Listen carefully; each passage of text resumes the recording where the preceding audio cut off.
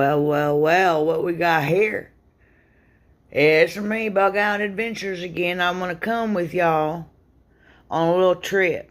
I'm gonna try and inform you and offer you suggestions on how to reprogram your brain to reduce, minimize, and pretty much almost alleviate stress and anxieties.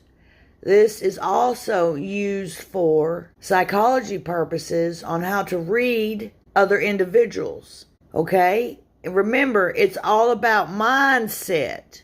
Mindset. Hope you find some useful tools in this video and listen for commentary throughout. Have a blessed day, darling, and keep on prepping. And here you go.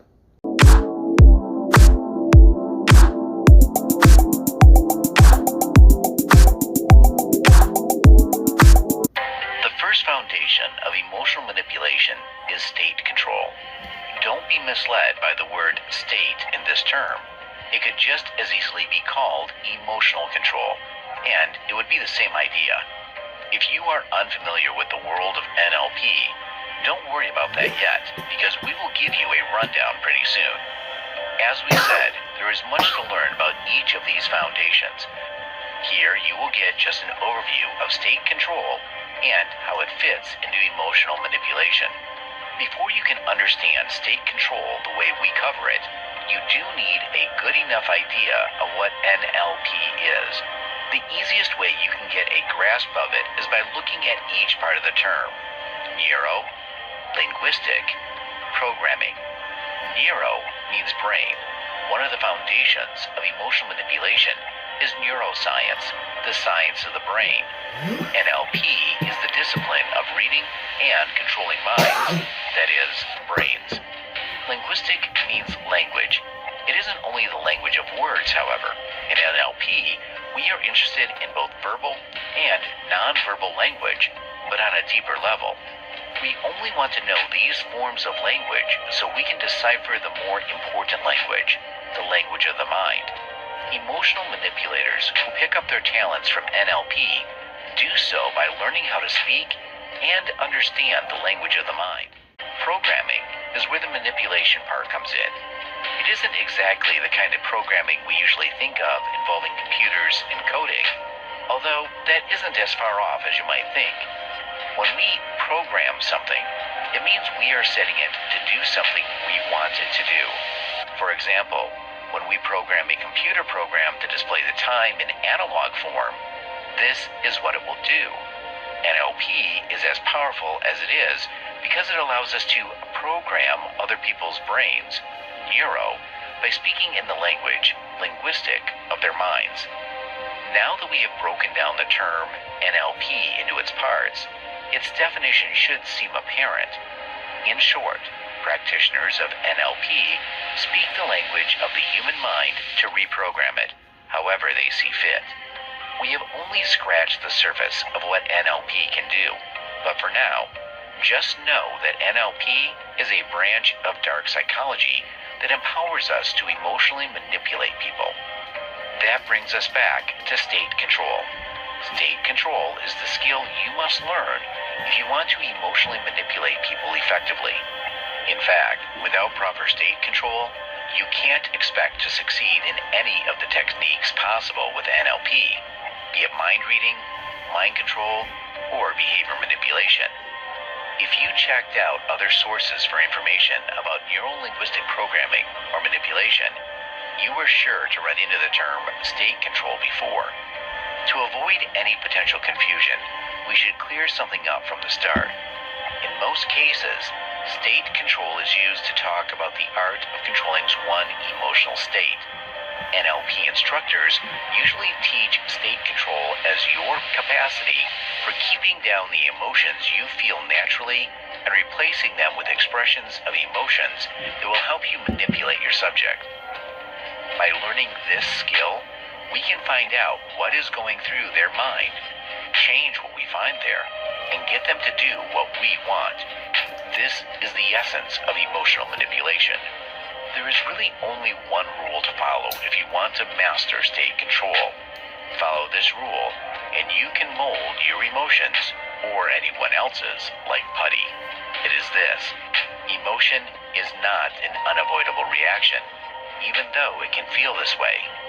Emotion is actually your brain's active resistance against things it cannot control.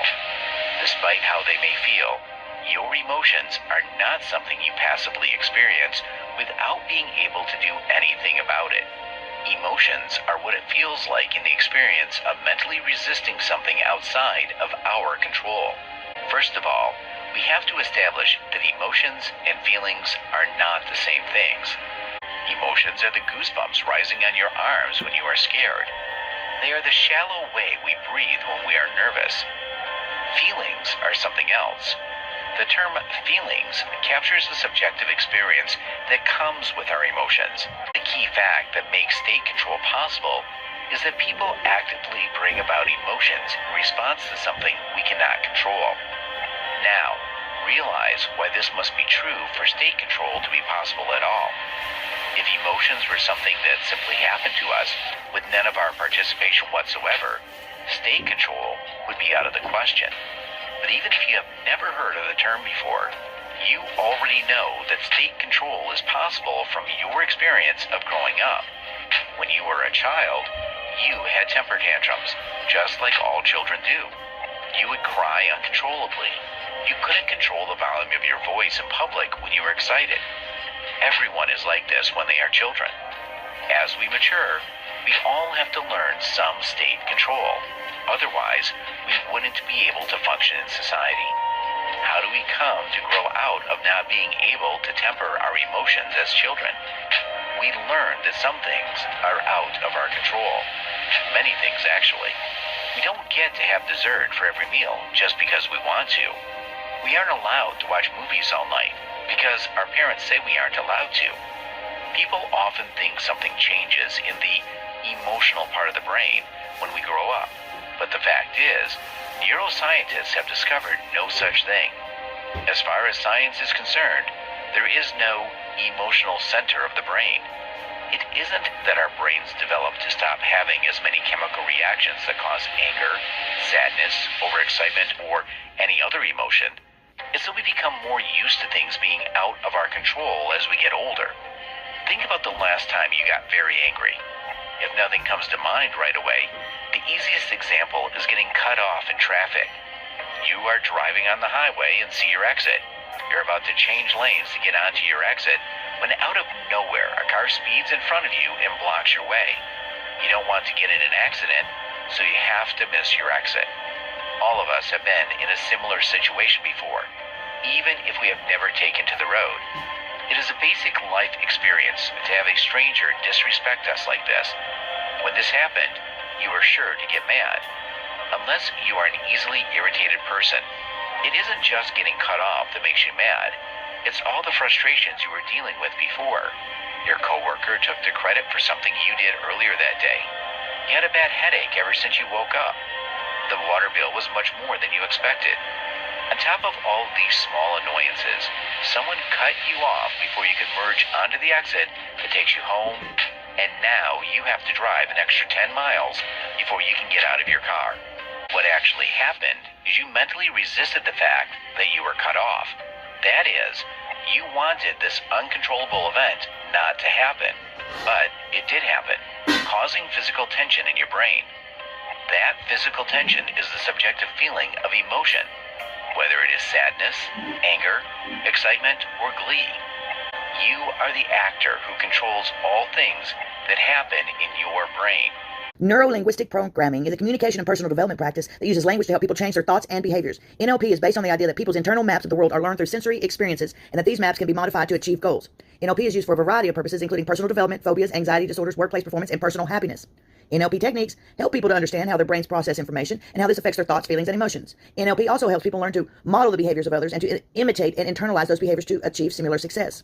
All right, here's a little background. NLP was developed in the 1970s by Richard Bandelier and John Grinder, who observed that successful people use language differently than others. Their book structure of The Magic I Produce, NLP to the Public. So there are books you can get on this. You can get them at the library. Some of it's called NLP for Dummies. But once you learn these psychology techniques and put them to work in your everyday lives and all your encounters, you will see a great difference and an ultimate increase in success in all that you do. Okay? So step out of your comfort zone. Let's get your mindset straight, baby, because it's all about fucking prepping, and that's what you're gonna have here pretty quick. It's just your mind. You got to be able to think fast and read the room like it needs to be read. Here you go. Some more info.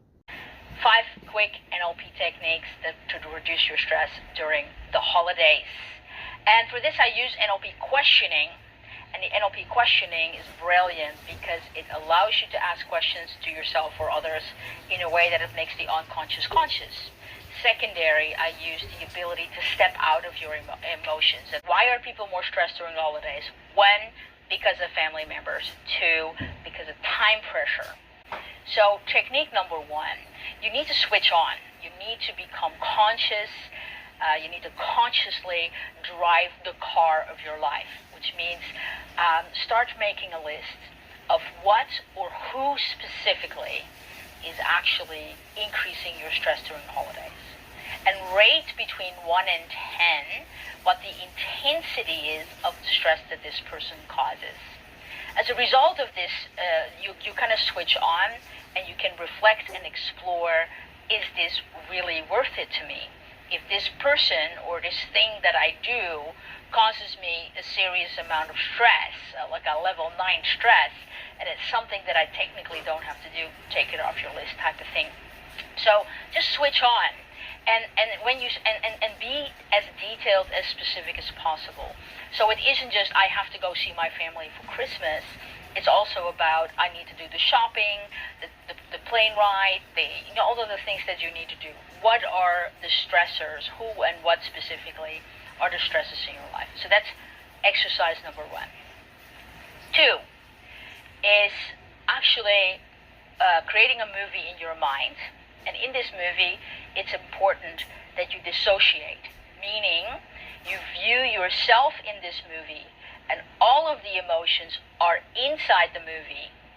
And I want you to watch a movie. What would happen if you did this particular activity or this particular person? And what specifically do you learn if you do go forward with that? And the reason why I want you to do that is when you regard what's really happening non-emotionally, you can tell the brain, you can ping the brain and say, hey, do I really need to do this now that I'm studying my life, my actions like a scientist? Okay. Exercise number 3. Very similar thing, very similar idea, except what you do is, what would happen if I didn't do it? And start to sort of like learn from that space from a non-emotional point of view. Exercise number 4, also very similar thing. But what you're now going to explore is, what could I do differently to reduce the stress in this activity with this person? So you again roll this movie like a scientist and figure it out from there. And exercise number 5 to reduce your stress during the holidays is actually going, what would someone else do who typically isn't that stressed? How does someone else do this thing if they were me in this situation? So you're actually watching a movie of someone else leading your life, visiting your family members, doing the actions that you